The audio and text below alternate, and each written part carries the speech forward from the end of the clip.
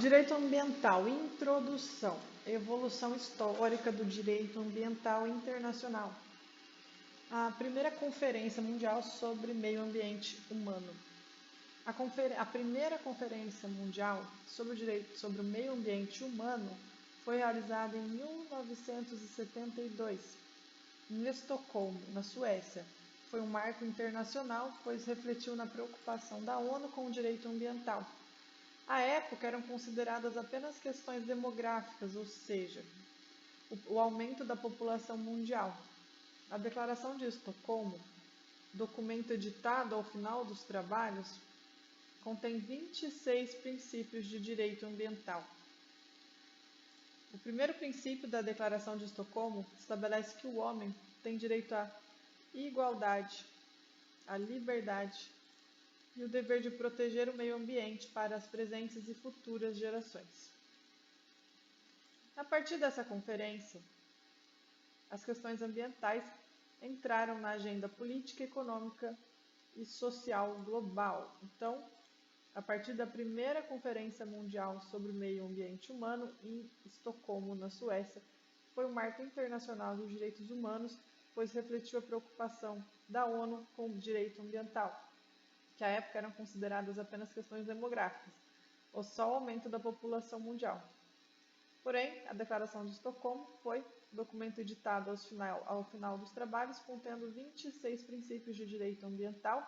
O primeiro princípio da Declaração de Estocolmo estabelece que o homem tem direito à igualdade, à liberdade, ao dever de proteger o meio ambiente, as presentes e futuras, ao dever de proteger o meio ambiente para as presentes e futuras gerações, tá? A partir dessa conferência, as questões ambientais entraram na política econômica, social e global. Evolução histórica do direito ambiental internacional. Depois, o segundo marco internacional da preocupação com o desenvolvimento do direito ambiental se deu com o relatório Nosso Futuro Comum, de 1987.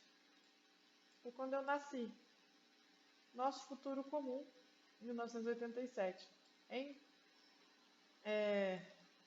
Em provas, pode aparecer também com o nome de relatório Brundtland. Em 1983, a ONU criou uma Comissão Mundial sobre o Meio Ambiente e Desenvolvimento. Essa comissão era presidida pela senhora Gro Harlem Brundtland, primeira-ministra da Noruega. O relatório Nosso Futuro Comum nada mais é do que as conclusões da ONU, editadas em decorrência dessa segunda conferência. Esse relatório traz o conceito clássico de desenvolvimento sustentável. Desenvolvimento sustentável é aquele que atende às necessidades das presentes gerações sem comprometer as necessidades das futuras gerações. Em 1998, com o advento da atual Constituição da República, o artigo 225 estabelece o conceito de meio ambiente equilibrado, passa a ser considerado o coração da proteção ambiental. Então, o conceito de ambiente equilibrado que passa a ser considerado o coração da proteção ambiental. Meio ambiente equilibrado significa que o ordenamento jurídico brasileiro. Meio ambiente equilibrado significa que, no ordenamento jurídico brasileiro, o meio ambiente é um direito fundamental e deve ser protegido. Então, meio ambiente equilibrado no ordenamento jurídico brasileiro significa que o meio ambiente é um direito fundamental e deve ser protegido. Cuidado, pois a expressão presentes e futuras gerações pode estar relacionada ao princípio da solidariedade intergeracional ou o princípio do desenvolvimento sustentável. A expressão presentes e futuras gerações na esfera internacional está vinculada ao princípio do desenvolvimento sustentável. Se o legislador, todavia, traz a expressão vinculada ao caput 225 da Constituição da República, ele pode se tratar do princípio da solidariedade intergeracional. Ainda existe confusão conceitual entre os princípios. Artigo 225 da Constituição. Todos têm direito ao meio ambiente ecologicamente equilibrado, bem de uso comum do povo e essencial à sadia qualidade de vida, impondo-se ao poder público à coletividade o dever de defendê-lo e preservá-lo para as presentes e futuras gerações. 3.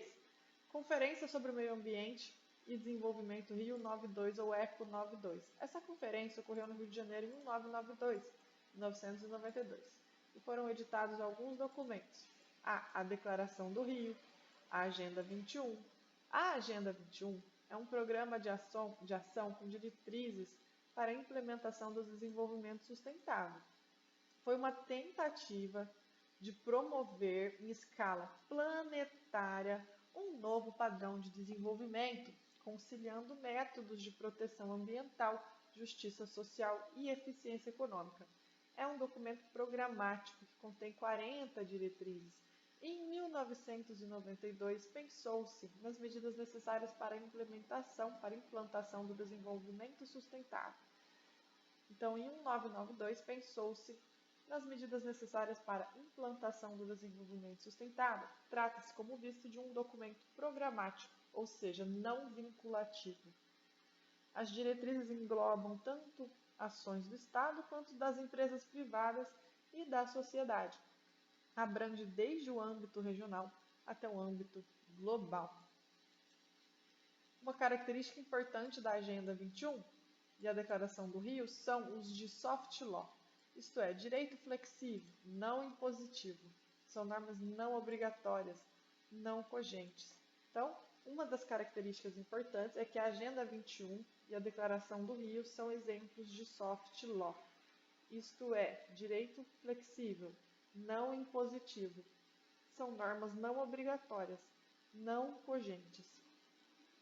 E Convenção Quadro sobre Mudanças do Clima.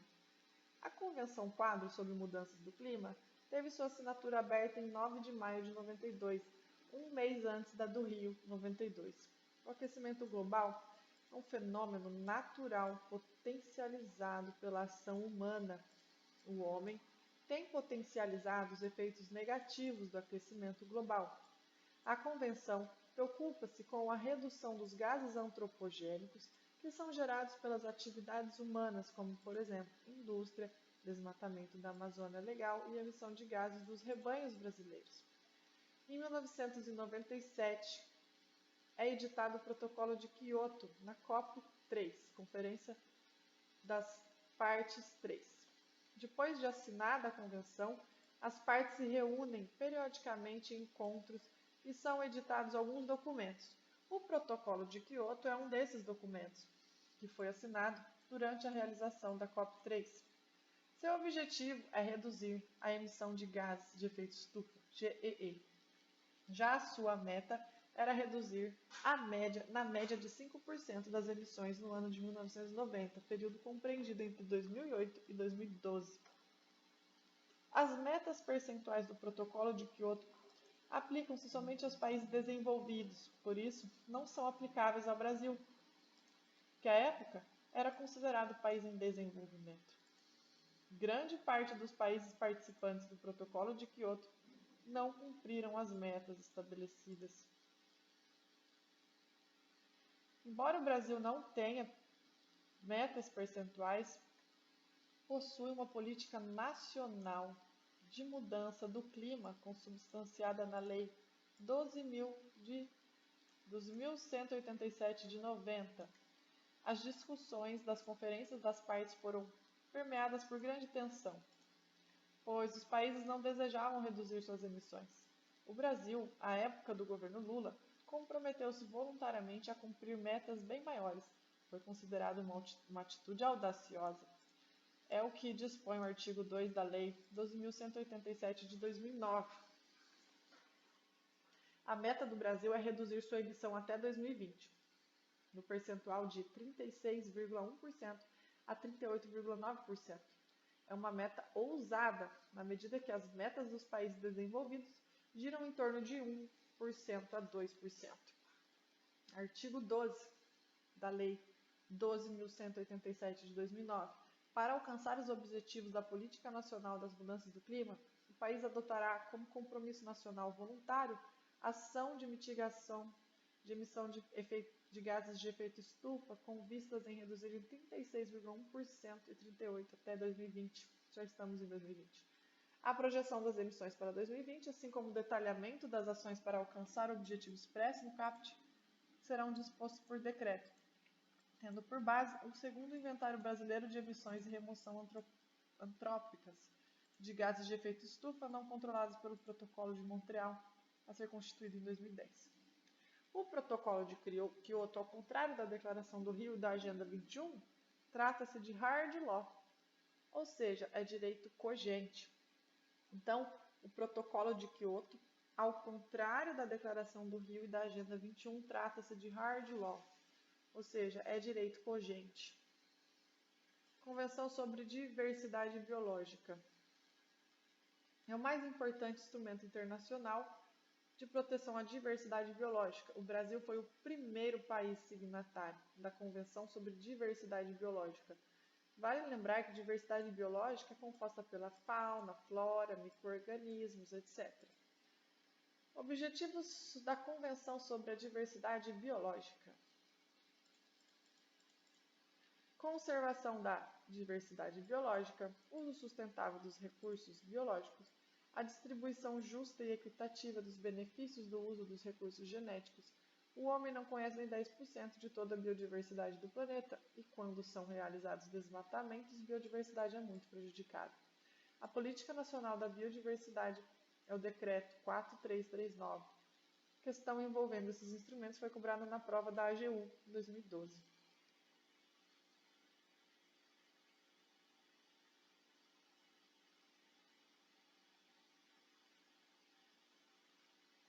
Declaração ou Carta de Florestas não teve grande importância, pois não houve consenso na elaboração da Declaração ou Carta de Florestas. Trata-se de meras recomendações, isso é, não é uma norma cogente. A mais importante das convenções internacionais foi a Rio de 92. Em junho de 2012, ocorreu a Rio +20, porém reputado um fracasso em termos de evolução em relação à do novo Rio 92. Foi editado apenas um documento programático de cunho eminentemente genérico, sem ações efetivas. Cúpula Mundial sobre o Desenvolvimento Sustentável, Rio +10. A Cúpula Mundial sobre o Desenvolvimento Sustentável ficou conhecida como Rio +10 e ocorreu em Joanesburgo, na África do Sul, em 2002. Houve a edição de 2 documentos. Declaração Política. A Declaração Política reafirma os princípios das declarações anteriores de Estocolmo e o Rio, e o Plano de Implementação. Então, a Cúpula Mundial sobre Desenvolvimento Sustentável Rio +10 tinha a Declaração Política e o Plano de Implementação. O Plano de Implementação foi uma inovação, pois previa meios para implantar o desenvolvimento sustentável, ou seja, ao menos houve uma tentativa de passar diretrizes teóricas traçadas para a atuação prática. São objetivos: erradicar a pobreza. Há uma íntima relação entre pobreza e poluição, o que atravancava o desenvolvimento sustentável. Eliminar padrões insustentáveis de produção e consumo e proteção de recursos naturais. Essa é a mais importante das conferências da ONU, que ocorreu após Rio 92. Então, Cúpula Mundial sobre Desenvolvimento Sustentável, Rio +10, fazer muitas questões sobre ela e muitas questões sobre a Rio 92. Rio 20. A Rio +20 foi um fracasso. A Rio 20 foi um grande fracasso. Foi editado o documento Futuro que Queremos, que nem mesmo foi trazido para o português. Nem mesmo foi traduzido para o português. Havia uma expectativa muito grande em torno desse encontro. Muitos chefes de Estado sequer vieram ao Brasil e houve muita dificuldade para redigir esse documento, que é apenas programático. Há quase 200 apontamentos que não trazem qualquer evolução em matéria ambiental, tampouco comprometimento do país com metas efetivas de proteção ao meio ambiente.